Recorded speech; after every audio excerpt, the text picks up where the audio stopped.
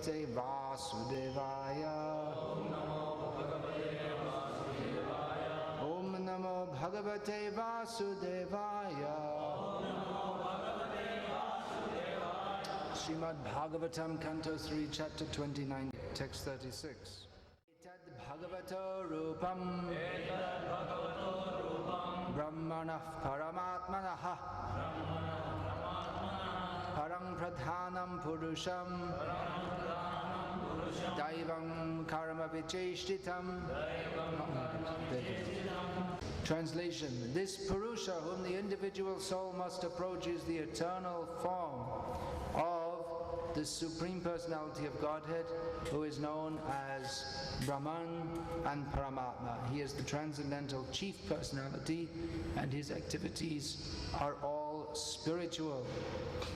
Purport: in order to distinguish the personality whom the individual soul must approach, it is described herein that this Purusha, the Supreme Personality of Godhead, is the chief amongst all living entities and is the ultimate form of the impersonal Brahman effulgence and Paramatma manifestation. Since he is the origin of the Brahman effulgence and Paramatma manifestation, he is described herewith as the chief personality. It is confirmed in the Katha Upanishad. Nityo Nityanam. There are many eternal living entities, but he is the chief maintainer. This is confirmed in Bhagavad Gita also, where Lord Krishna says, Aham Saravasya Prabhavaha. I am the origin of everything, including the Brahman effulgence and Paramatma manifestation. His activities are transcendental as confirmed in Bhagavad Gita. Janma karma cha me divyam. The activities and the appearance and disappearance of the Supreme Personality of Godhead are transcendental. They are not to be considered material. Anyone who knows this fact, that the appearance, disappearance and activities of the Lord are beyond material activities or material conception, is liberated. Yo veti tatvataha. Little oil in the door would be a good idea, so it doesn't squeak for the displeasure of Krishna. Everything should be done for the pleasure of Krishna.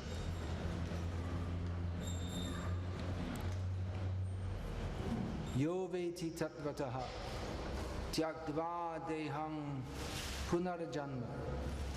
Such a person, after quitting his body, does not come back again to this material world, but goes to the Supreme Person. It is confirmed here, Purushang Vrajet. The living entity goes to the Supreme Personality simply by understanding his transcendental nature and activities. Om Jnanatimirandhasya Jnananjana Shalakaya Chakshurunmilitam Yena Tasmai Shri Gurave Namaha. Vandeham Shri Guru Shriatafpada Kamalam Shri Guru Navaishnavanscha Shri Rupam Sagrajatam Sahagana Raghunatam Vitam Tam Sajivam Sadvaitam Savadhutam Parijana Sahitam Krishna Chaitanya Devam Shri Radha Krishna Padan Sahagana Lalita Shiva Shakam Vitamscha. Hare Krishna Krishna Krishna Hare Hare Hare Rama Rama Rama Hare Hare.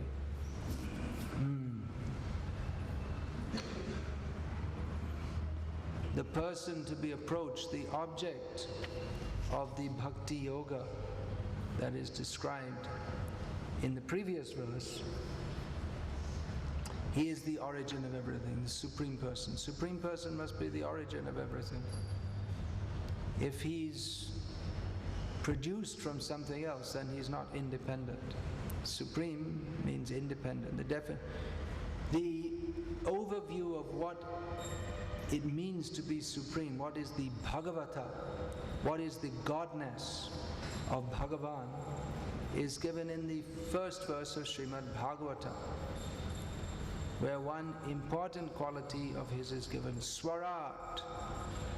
He is independent. Now, independent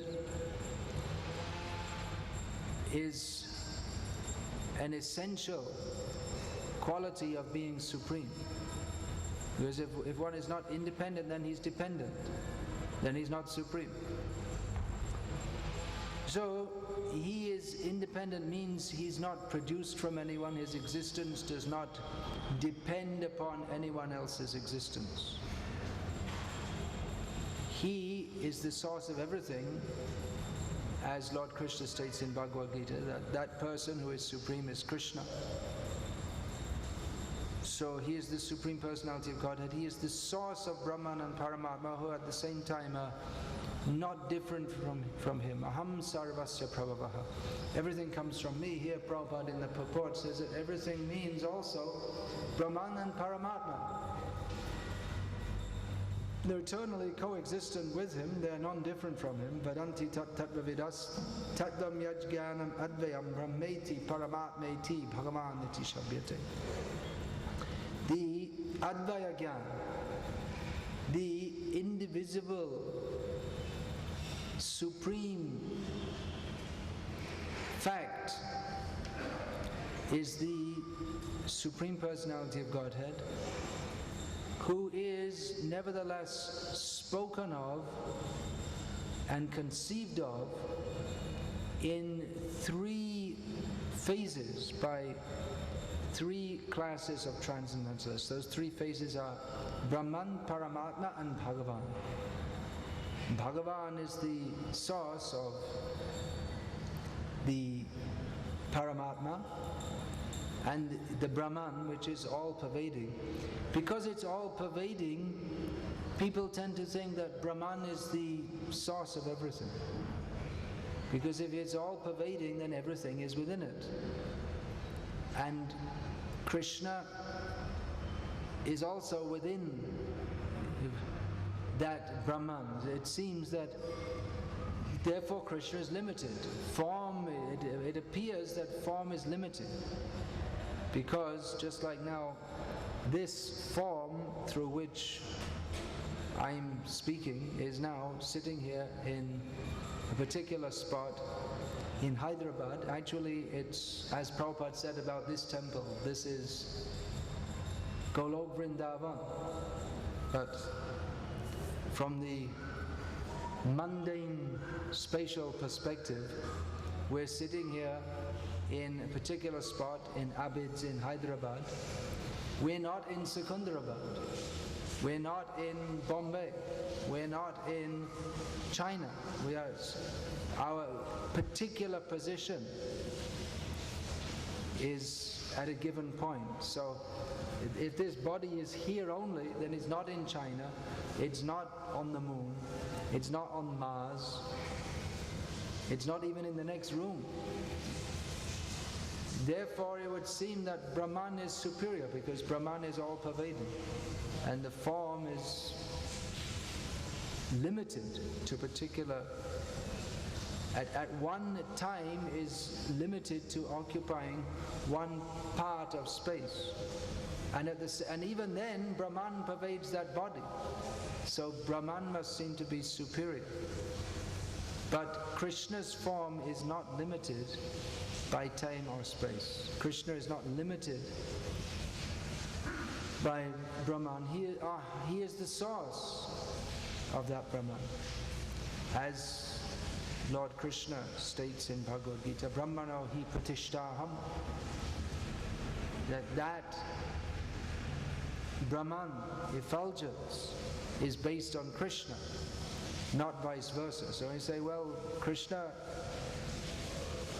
when he's in Vrindavan, he's not in Dakshinatya, this ancient name for South India, Dakshinatya, Deccan, the British called it. He's not in Hyderabad. When Krishna's in Vrindavan, then he's not here. But actually he is, by his Brahman effulgence, because that Brahman is he. And he is there by his Paramatma feature. And he can manifest himself in as many forms as he likes, in as many places as he likes. And therefore he's not limited by time and space. That Brahman is coming from his body, not vice versa.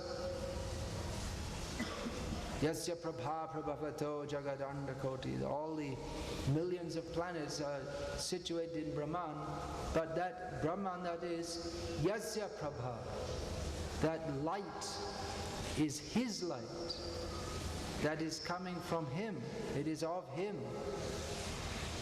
It is not round the other way. One who thinks like that, Krishna says that anyone who thinks like that I am produced of the, or that my form is not eternal, it is not supreme. Anyone who thinks like that, Krishna says, avyaktam vyaktimapanam manyante mama buddhayaha. Anyone who thinks that my personality is manifest from the non-manifest, which is what the Mayavadis say, they're foolish. So Krishna is supreme. Brahman and Paramatma are non-different from him, but at the same time they are subordinate features of his supreme Bhagavata. Bhagavata means the state of being the Supreme Personality of Godhead. And therefore, as is stated here, his activities, Daivang Karma Vicheshtitam. His activities are, karma means activities, and Vicheshtitam, it means more or less the same as activities, his endeavors. It's all spiritual. So people think that, well, Brahman is all spiritual because it doesn't do anything. If you do something, that's material, because if you do something, there has to be a motive.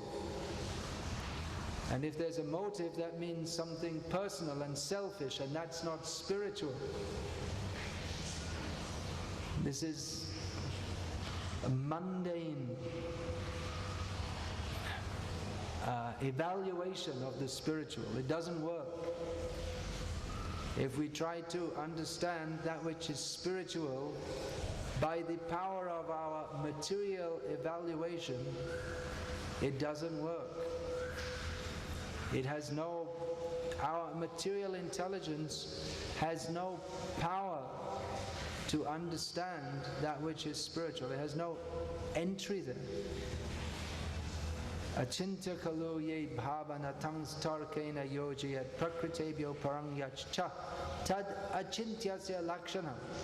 The very characteristic of that which is achintya. Achintya means beyond the power of mundane mental understanding. Now, if that which is spiritual is within the power of mundane mental understanding, then it's not spiritual, then it's also material. So the attempt to understand the spiritual by the mundane apparatus is self-defeating from the very beginning. The mundane apparatus, the thinking process, is by definition, being material, it's limited. Then how can the limited understand the unlimited? So all the attempts of mundane people to understand Krishna or to understand what is spiritual life are from the very beginning doomed. They cannot understand. And therefore some of them, they negate the whole necessity of even trying to understand. And then they say, well, there is no such thing as anything spiritual. When they find that they can no longer, that they can't make any progress in understanding, it doesn't seem to make any sense to them because their sense is very limited. And when they become enamored by their sensual advancement, their mental advancement in making machines and measuring the material energy and utilizing the material energy in various ways, then they think we don't need, there's nothing spiritual. Why even discuss it? And they just accept as an axiom that there is nothing spiritual, or if there's anything spiritual, it's a personal. Religion is just a personal idea that if you like, you can believe in it, but it's not anything that we can take very seriously. So in this country, as in many countries, there's a law that you cannot teach religion at school. And the reason for doing so in this country is, maybe the original reason is a little different from in other countries. In other countries they say, well, religion is just something personal. It's up to you to believe what you like, or it's something that cannot be, we can't teach it as a subject because it's not something that you can really ascertain. We teach history, and according to history, in 1914 the First World War began, so it's something we're sure of. And we teach geography, and we say that, well, Singapore is situated near the equator, and it's something we're sure of. And we teach physics, and we say equals mc squared, and we're sure of, although in physics, whatever they're sure of, they're not sure of very soon after. But anyway, they make a good pretense of thinking they're sure of it. And there are certain things, physics, you can show a prism and the refraction of light, and these are things we can show. But spiritual life, that's just an opinion, because it's non-verifiable, they say. So it's just your opinion. And if you like, you can say that, you can believe that the beginning of all the problems in the world began when the original woman ate an apple, and therefore the whole human race had to suffer for many generations later. But never mind, God came and died. God died, and then he came back to life again after 3 days. And you just have to believe in him and become bathed in his blood. And if you like, you can believe this. It's a question of personal belief.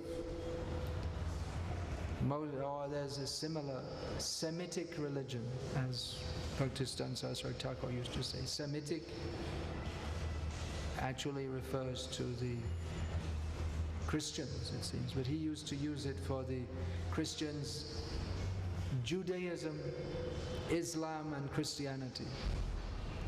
These three broad categories. So these are all religions that believe in the final judgment, after which those who believe, they are saved, and everyone else has to burn in hell forever. Of course, there may be different theories among these people, but this is the original or dogma. So it's not actually for people who are very intelligent or thoughtful, because if God is merciful, then why does he want to burn you in hell forever? So they take religion, it's just a matter of whatever, it's non-verifiable, that and it's not, it's more or less a disturbance. Religion is considered from the secular view, from the point of view of the secularists in India, which means more or less atheists. They think religion's just a disturbance. This Nehru had this theory that India's had too much religion, and now we have to develop materially. India's progress has been impeded. All this religion, people, they're just interested in, they should be working hard in the factories and developing the nation. And therefore, in the words of Pandit Nehru, that the The temples of modern India shall be the factories. So, according to one astrologer, one man in Sweden had 2 dogs, and one of them was previously a Prime Minister of India whose initial was N. I won't say his name. So that dog must have died by now, but we hope he's getting his due returns. Let him work in the factory. Let us send him to the factory. And not as an officer in the air-conditioned office. You go in the factory. You see how wonderful it is to work in the... How blissful it is to be in a factory. Dungeons for demons, Prabhupada called the factories. Dungeons for demons. It's a punishment. People, they come from the village and they go, I'll give up this village life and come to the city and work in the factory and earn more money, and then I can get a VCR and I can watch some pornographic movies, and I can drink nice alcohol. So this is people with this demoniac mentality. They're attracted that we shall work in the factory and earn money and spend it for sinful life. And the demons, they're promoting this. Develop the nation. Nowadays in India, everyone's very interested. We're going to make India a superpower. We're developing, it's wonderful. We're making super highways all over India.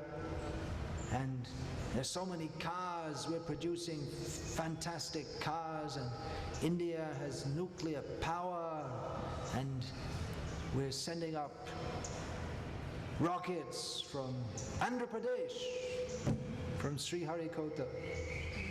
So this is all wonderful, this is all rascaldom and nonsense.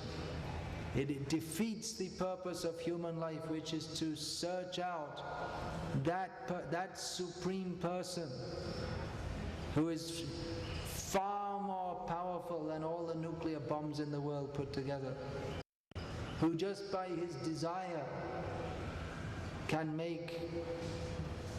make even the Maldive Islands the superpower of the world, if he wants. And if he wants, he can make America a mouse again. Puna Mushika Bhava, again become a mouse. It will happen. Iraq, that country which is now having the mercy of America, that used to be a very powerful civilization, Babylonian civilization. Now, whatever civilization, now they're having civilization forced upon them. So America also, now they're very powerful. In due course, they'll also become diminished. But who is that supreme person? That is the purpose of life. To find out this supreme person, the supreme personality of Godhead. But instead, they're building superhighways and factories and thinking how we can improve the GNP and how we shall become degraded. The Indians have become their greatest enemies. Forget Pakistan. Pakistan is not the enemy of India. India is the enemy of India. By promoting this sinful culture by which your daughters, they'll all be spoiled by the age 14 maximum. So many young men here, you're going to get married, you'll have children, they're all your daughters. They won't remain, they may not even think of marriage. If they're going the way of the Western countries, this is the Western world. They may not even go with men, because that's very common in the West, that men have sexual relationships with men and women with women. Very common. And the situation is in America that men are marrying men in the church, and women are marrying women, and it's all legal. And if you say anything, it's not only legal, but if you say anything against it, that's illegal, to speak against it.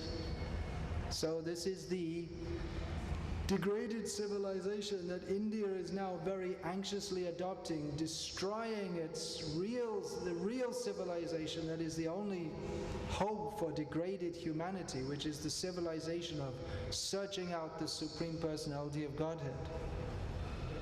There's the throwing it out, that we shall become degraded. We shall show the Westerners that we shall be even more degraded than them. It's pretty hard, but you have a long way to go, but you're trying hard.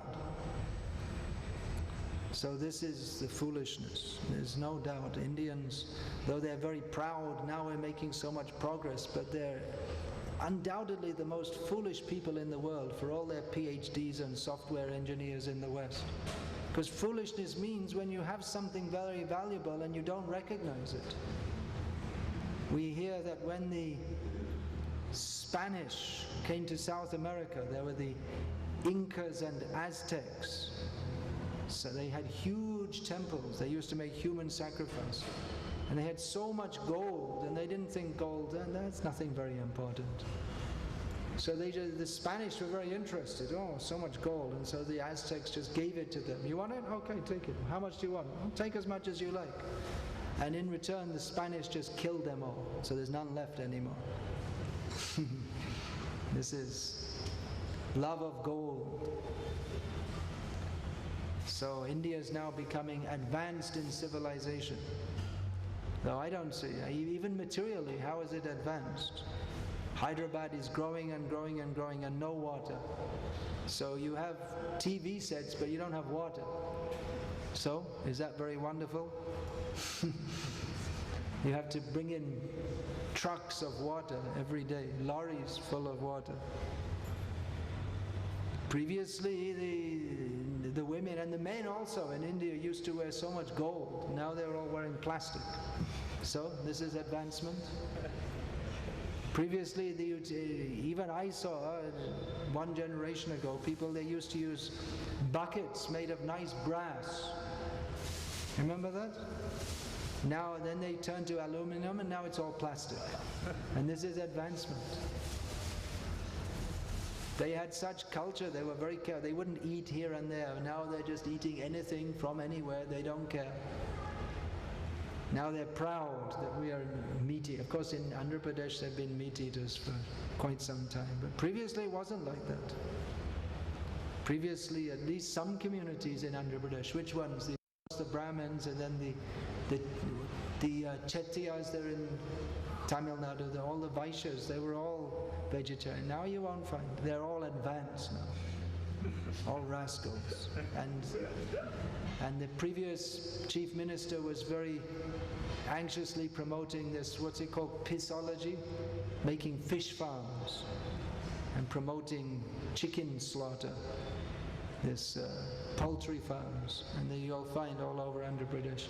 Saptagiri poultry farm, Balaji wine shop, like this. So, such rascals. They think they're going to get the blessings from Balaji to make a wine shop.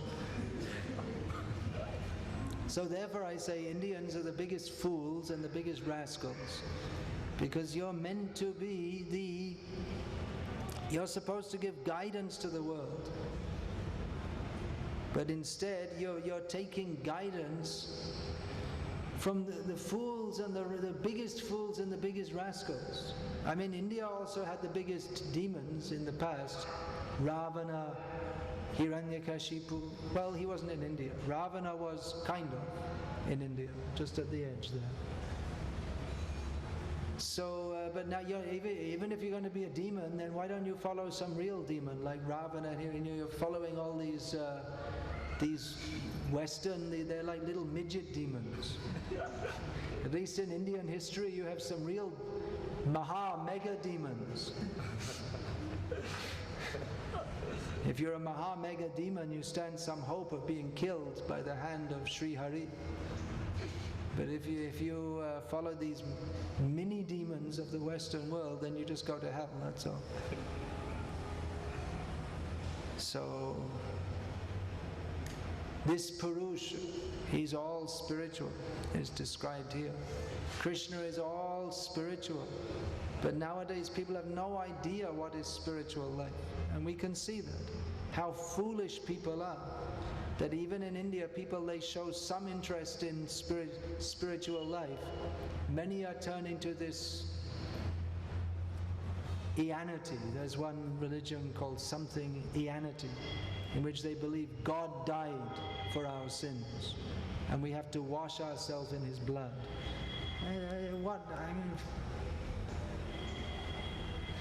I don't know how to even discuss it, because it's so... It's not only foolish, but what's the idea? God died? Then how is He God if He died? And then what? And then so many, they're following these bogus gurus. Now nowadays the formula to be a guru is you just try to be the most bogus possibly imaginable, and that's how to be a successful guru. Just be the most obvious cheater, very clearly cheating people and talking nonsense, and definitely you'll be a success. Why are you struggling to earn money in the factory? Become a guru, become an avatar.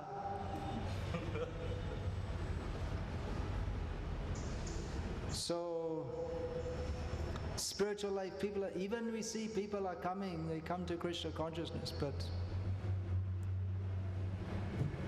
they're not reading the books, they're not taking seriously. It's all sentiment in so many cases. Therefore they come and then they go, or they make some politics, or they're still more interested in, they're doing their bhakti, but at the same time more interested, my child must go to study in America. That's their main aim of life, and remaining very materialistic despite being initiated. But if we've actually understood what is Krishna conscious, then we must know very clearly that Krishna is the goal of life, and that we have some duty as those who are parents. Obviously they have duty to the family members, but we should understand what that duty is also. That duty is not to give them the opportunity to be a demon. You have to say, well, you have to give them the same opportunity as everyone else. And why? Then why did you take to Krishna consciousness? If you want your children to have the same opportunity to go to hell as everyone else, then what did you understand about Krishna consciousness? Rather, you should give them the opportunity to go to Krishna. So this Prabhupada gave us this class in the morning so we can discuss these things.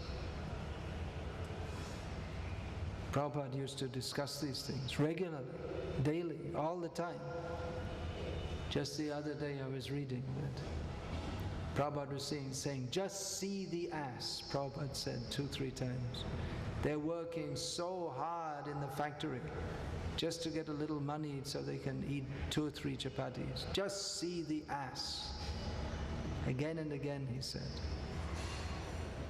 So Prabhupada was very condemnatory of the whole attempt of modern so-called civilization, that it's all work in the wrong direction. It covers the consciousness of what is required in the human form of life. The whole civilization is based on the principle work, get money, enjoy. And even religion, they think that religion is something, well, if you can get some supernatural help so that you can enjoy without working hard, or along with your hard work you get some extra blessings. The people presume that God, although they're not sure what God really means, and they don't really want to know very much what God means. They don't really want to know too much about Him, but all right, okay, there's God and He's blessing. And that's it. God should bless me. That's Prabhupada told. His godbrother had told him, his godbrother from Germany had told him that the German women, in those days they didn't send women to the wars because women's lib hadn't been so successful by that time. So in those days only the men used to go to fight. Now they have equal rights. The women also have the equal right to go and fight in battles. So the women were praying, "Dear God, please send our father back home from the war front. Dear God, please send our husband back home. Dear God, send our brother back home. Dear God, send our son back home." No one came back. They all became atheists. Because they thought, well, I prayed to God, and I'm good, and I prayed very sincerely, and He didn't fulfill my prayer, therefore there's no God. That is the proof that God didn't do what I wanted. That shows that there's no God. This is their theism. It's not theism. That we can call some dogmatism, sentimentalism, idol worship. Therefore, Siddhanta Balya Chitte na Karaha Losh, Iha Hoite Krishna Lage Sudhira Manosh.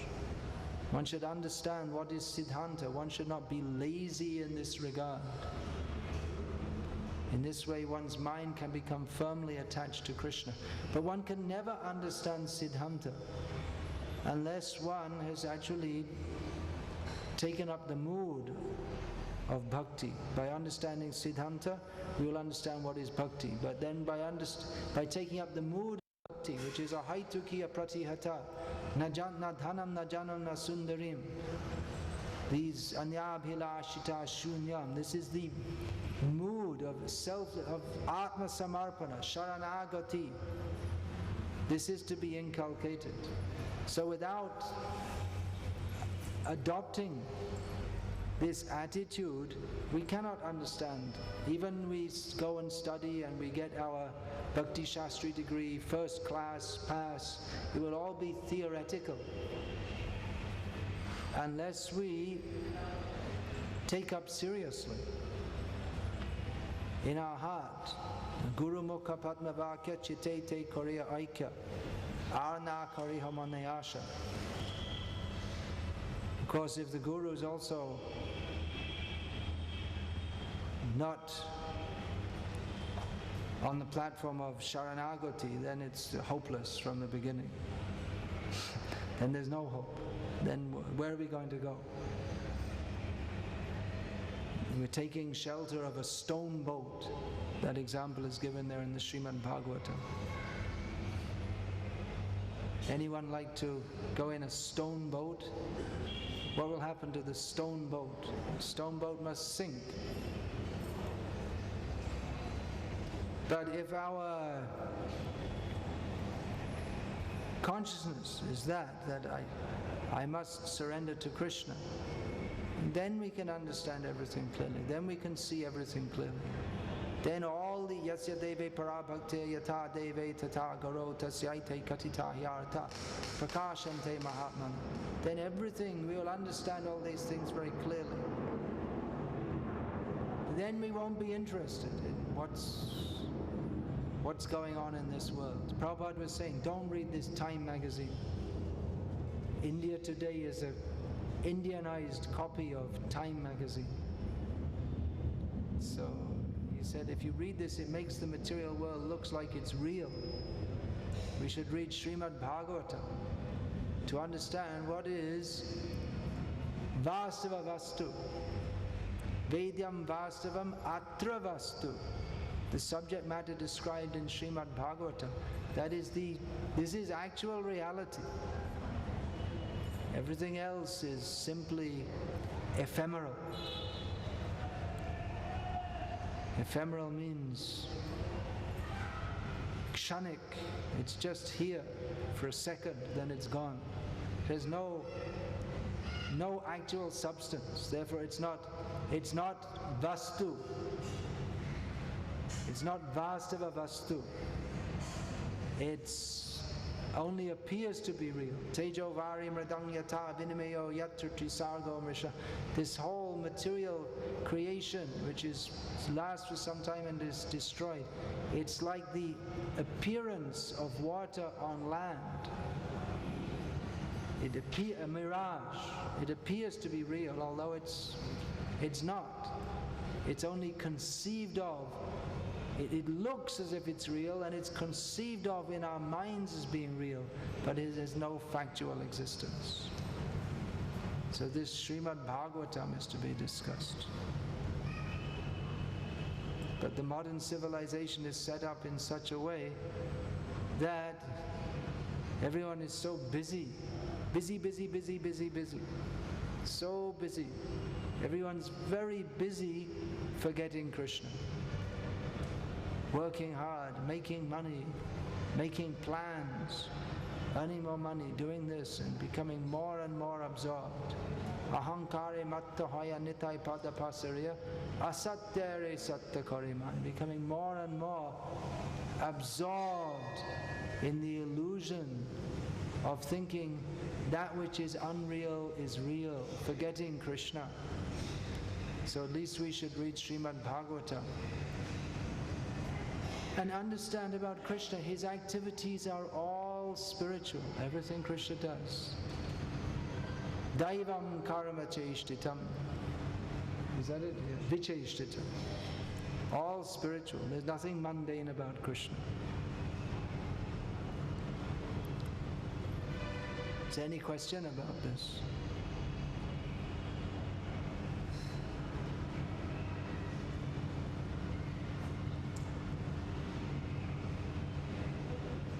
You have a question? All right, say it. If you don't say it, I won't know what it is, because I'm not reading your mind. Right now in India, there are lots of bogus gurus. Can you speak into the mic so everyone can hear it? Right now in India, we can see lots of bogus gurus, as you were mentioning. Yeah, that's true. And as the people are adopting the Western culture right now. People what? Sorry? As the people are adopting the Western culture right now. Yeah. In India, Yeah. so there's very less chance for them to have the knowledge about God or Krishna. Yeah. So, what's the means to get those people really to the genuine Krishna consciousness? How to bring people to genuine Krishna consciousness? Krishna consciousness. Well, first we should have some genuine Krishna consciousness to offer them. We can't hope that people will come to genuine Krishna consciousness unless it's manifest somewhere. So we can begin with ourselves. As far as propagating Krishna consciousness, Prabhupada always emphasized so much on distributing his books. So you can do that. Are you reading Prabhupada's books? Yes, sir. So you distribute them also.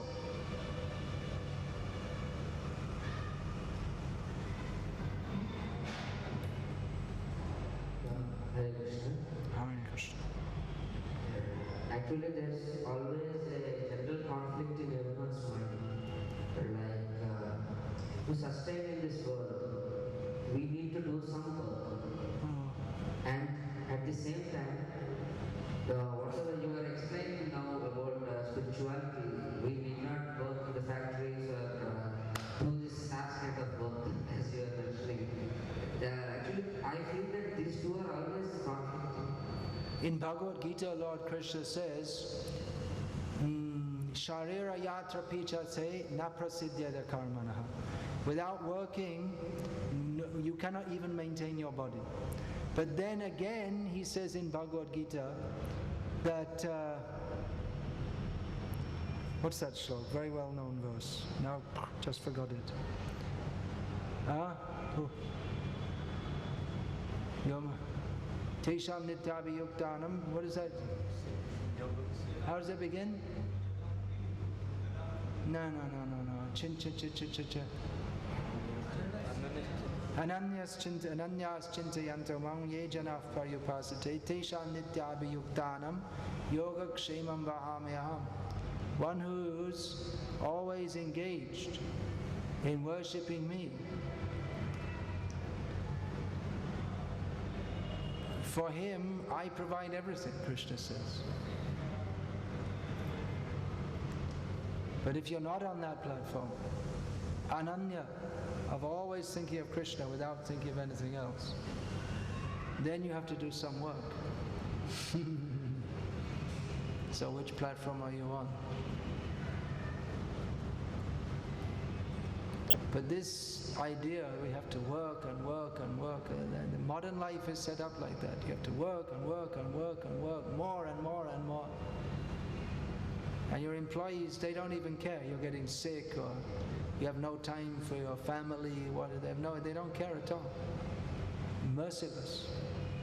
And they have to be like that, because if they're not like that, then they'll go out of business, because the other person will force his workers. So it's a desperate situation. How on earth they think this is for the benefit of the human race escapes me.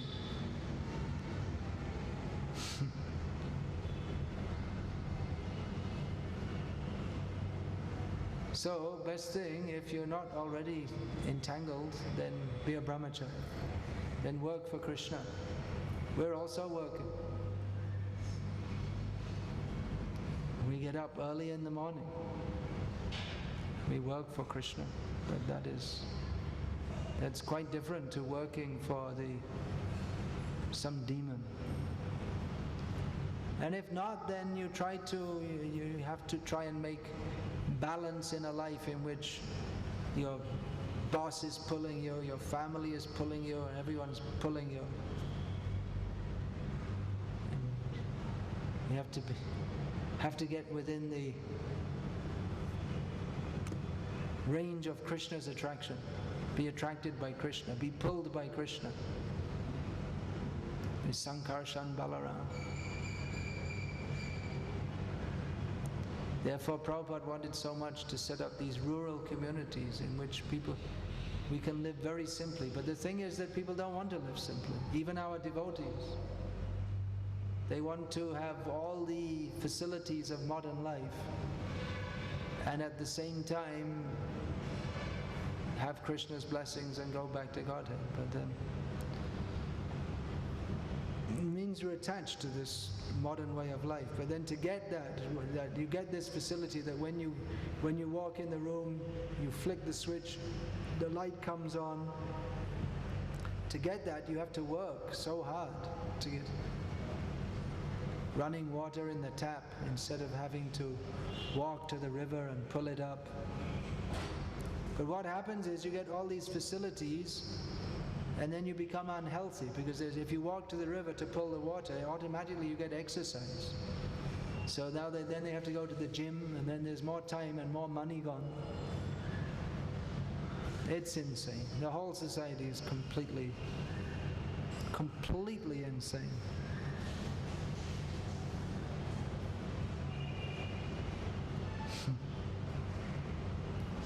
If we can just understand this principle of living simply, that will help us so much. In modern society, people are working hard, they want to get more and more money, and they're promoting, buy this, buy something else. The idea, there's so many desires. Just live simply. You don't need so many clothes, you don't need so many pairs of shoes, you don't need a fancy watch. You don't need all these things. You don't need a car, you don't need a TV. Live simply. If you're caught in this spiral or vortex, live simply, save money, and retire early, and then give your life for serving Krishna. That's better.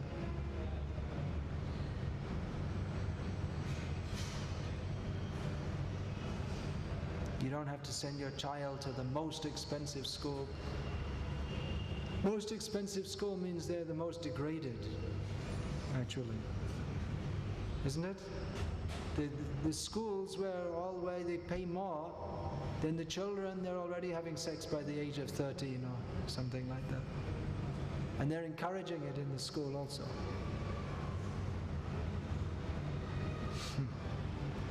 So you think, I have to give my child the best opportunity. That means the best opportunity to be a demon. Why? Why? Why do you think that's the best?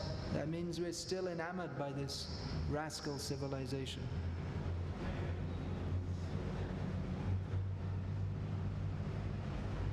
So, you're married or not? Okay. Karanda?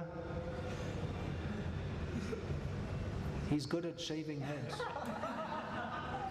There's no need to laugh, we can do. Why not? If you believe that Krishna consciousness is real, then why think of doing anything else? You don't have any entanglement, then go for it. What is there to lose?